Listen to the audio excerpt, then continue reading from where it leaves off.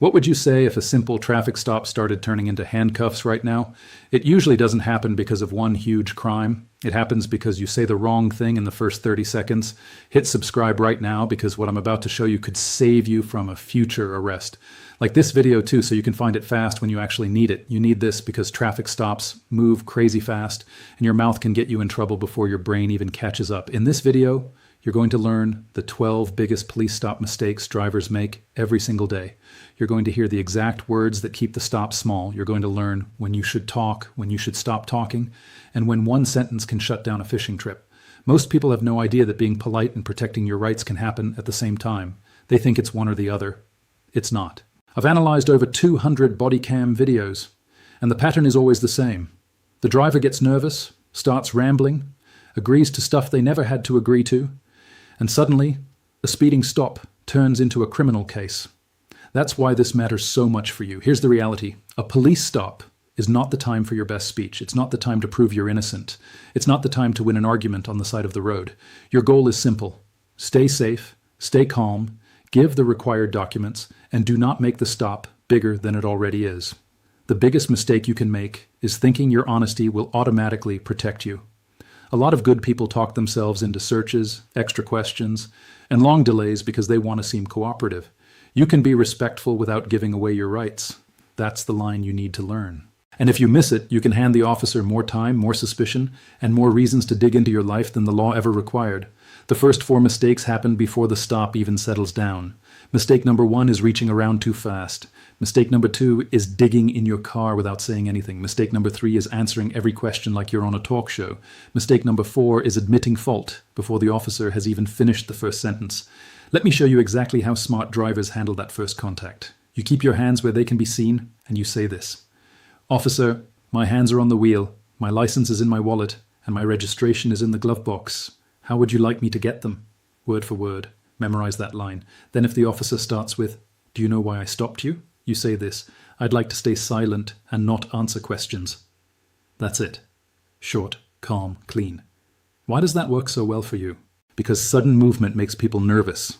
Fast hands, reaching under seats, twisting around, digging through bags, all of that can make a normal stop feel dangerous in seconds. Your first job is to look safe. Your second job is to stop volunteering information. If you blurt out, I know I was speeding or I only had 2 beers, you just handed over evidence with your own mouth. You can't unsay that.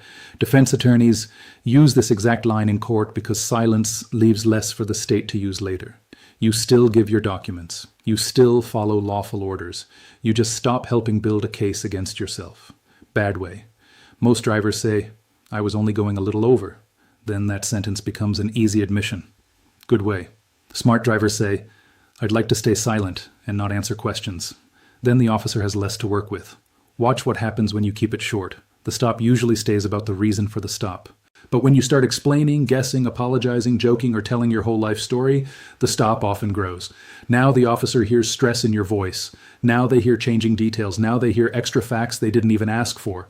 That is how small stops turn into bigger problems for you. And there's one more part here. If the officer tells you to step out, don't argue about that on the roadside. We'll get deeper into that in a minute. But right now, remember this. Calm body, calm voice, no fast movement, no extra talking. This comes straight from Supreme Court rulings and real stop footage. In plain English, courts have said police can control the scene during a lawful stop. But that does not mean you have to chat your way into trouble. If your documents are in a weird spot, you tell the officer before moving. If your wallet is in your back pocket, you say that. If your registration is under a pile of papers, you say that too. You make every move slow and clear. Bad way, most drivers say, well, I see, hang on, it's in here somewhere, and start digging around. Then the whole stop gets more tense. Good way. Smart drivers say, my registration is in the glove box. How would you like me to get it? Then the movement is expected and controlled. Listen closely because this is critical. Your silence is not disrespect. Your slow movement is not weakness. Your short answers are not suspicious by themselves. They are smart, they are safe, and they keep you from making mistakes 1 through 4 before the real danger even starts. Have you ever been asked, do you know why I stopped you? Drop a comment below and tell me what you said, because most drivers get trapped right there. Now we get to mistakes 5 through 8, and this is where people lose the biggest protection they have. Mistake number 5 is saying yes to a search because you want to seem nice. Mistake number 6 is opening your trunk because the officer asked casually. Mistake number 7 is saying something weak like, I guess that's fine, or I've got nothing to hide. Mistake number 8 is trying to fight the search physically once it starts. Here's exactly what you say. Officer, I do not consent to any searches. Those exact 8 words. Say them calmly. Say them once. If they ask again, you repeat it. I do not consent to any searches. Word for word. Memorize that line too. Here's why this matters so much for you. Consent changes everything. If you give permission, you make the search much harder to challenge later. That one yes can open your doors, your trunk, your bags, and sometimes your whole day. Here's the trick they don't want you knowing.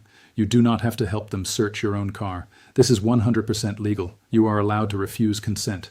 That does not mean you fight. That does not mean you yank things away. That does not mean you get loud. It means you stay calm and make your position clear. Officer, I do not consent to any searches. Knowles v. Iowa matters here. In plain English, the Supreme Court said a simple ticket by itself does not give police a free pass to do a full car search. That's huge for you. Legal experts agree this is your strongest protection because it forces the next move back onto the officer. Either they have legal grounds without your permission or they don't. Your job is not to solve that for them. Your job is not to say yes because you feel awkward. Your job is to keep your rights on the record. Bad way, most drivers say, sure, go ahead, I've got nothing to hide. Then the search becomes something they agreed to. Good way. Smart drivers say, Officer, I do not consent to any searches. Then they preserve a key legal issue. And if the officer searches anyway, you do not touch them, block them, or grab anything back. You say, I do not consent, and you stay still. That part matters, because a bad search can sometimes be challenged. Resisting the officer on the roadside can turn into a brand new charge. You don't fix a search by creating another problem for yourself. This also applies when the request sounds soft. Mind if I take a quick look? You don't mind opening the trunk, right?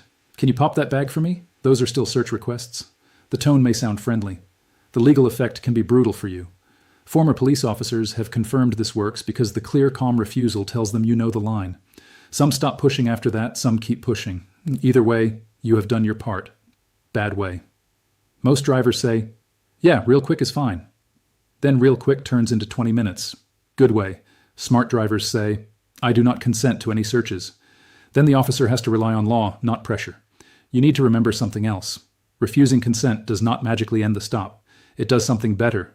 It stops you from making the search easier for them. And that matters later, especially if the stop turns ugly. So if you remember only one sentence from this whole video, make it that one. Mistakes 9 through 12 show up after the officer has your documents and starts trying to stretch the stop. Mistake number 9 is thinking the warning or ticket means the conversation is still mandatory. Mistake number 10 is staying for just one more question.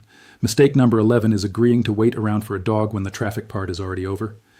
Mistake number 12 is forgetting to ask the one question that can end the whole thing.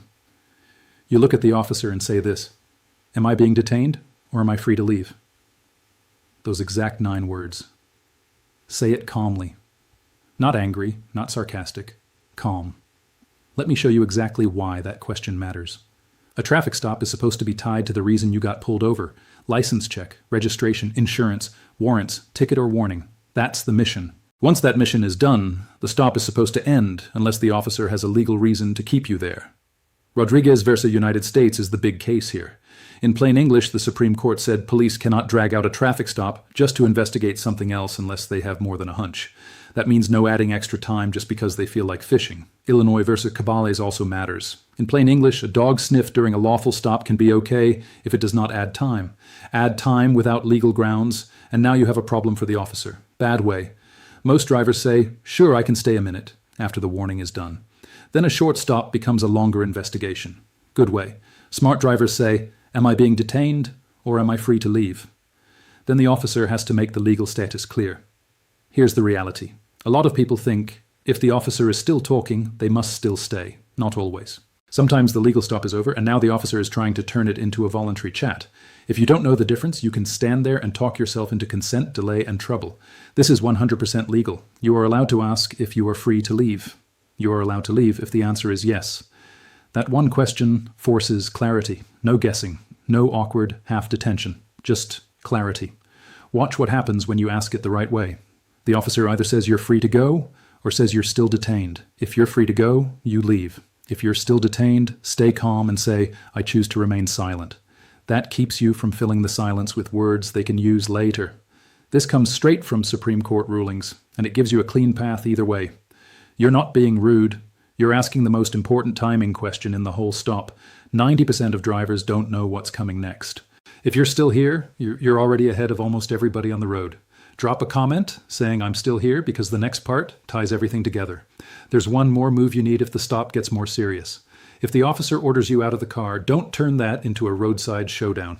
Pennsylvania v's Mims says, in plain English, that during a lawful stop, an officer can order the driver out of the vehicle. So if you refuse just because you're mad, you can make things much worse for yourself. The smart move is calm compliance without giving up your rights. Here's exactly what you say. I will comply. I do not consent to any searches, and I choose to remain silent. That line does 3 jobs for you at once. It shows you're not resisting. It keeps your refusal on the record. And it stops extra talking. A lot of drivers blow this moment because their ego takes over. They say, yeah, you can't tell me to get out, or I know my rights, and then everything gets louder, faster, and more dangerous. Your rights are strongest when your behavior stays controlled. You can challenge bad police work later. You usually cannot win a street debate in real time. That's why smart drivers separate 2 things. They comply with lawful commands. They do not volunteer anything extra.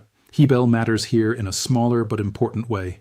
In plain English, the Supreme Court said in some lawful detentions, a state can require you to identify yourself. That means you should know the difference between giving your name or license and giving your whole story. Those are not the same thing.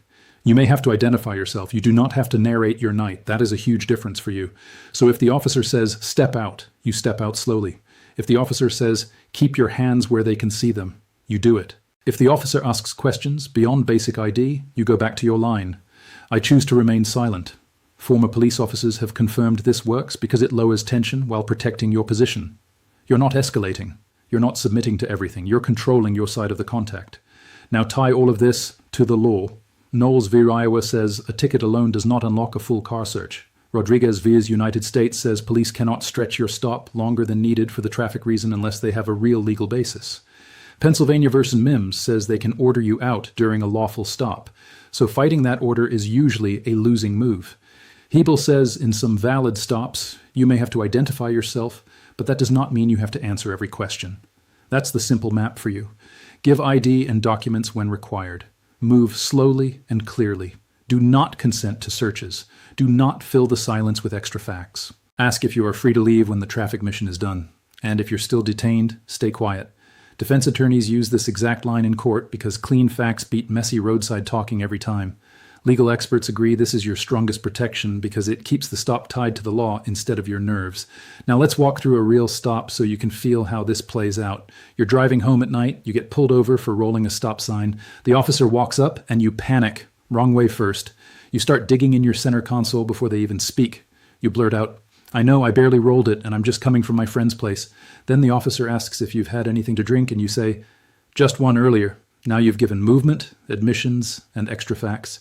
The officer asks to search the car. You laugh and say, sure, I've got nothing to hide. Then after the warning is done, the officer says, hang tight, I just want to ask one more thing. You stay. 10 minutes later, you're still on the roadside while they call for more units. Now the right way. You pull over safely. Your hands stay visible. The officer walks up and you say, officer, my hands are on the wheel. My license is in my wallet and my registration is in the glove box. How would you like me to get them? When they ask why they stopped you, you say, I'd like to stay silent and not answer questions. They ask to search. You say, officer, I do not consent to any searches. If they order you out, you say, I will comply. I do not consent to any searches and I choose to remain silent. They finish the warning and hand back your documents. Then they try one more casual question. You ask, am I being detained or am I free to leave?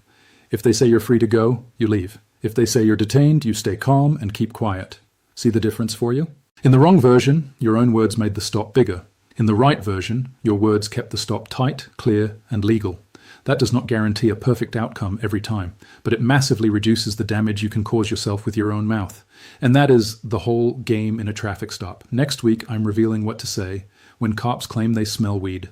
Subscribe right now because that line gets driver searched every single day, and the exact response can change everything for you.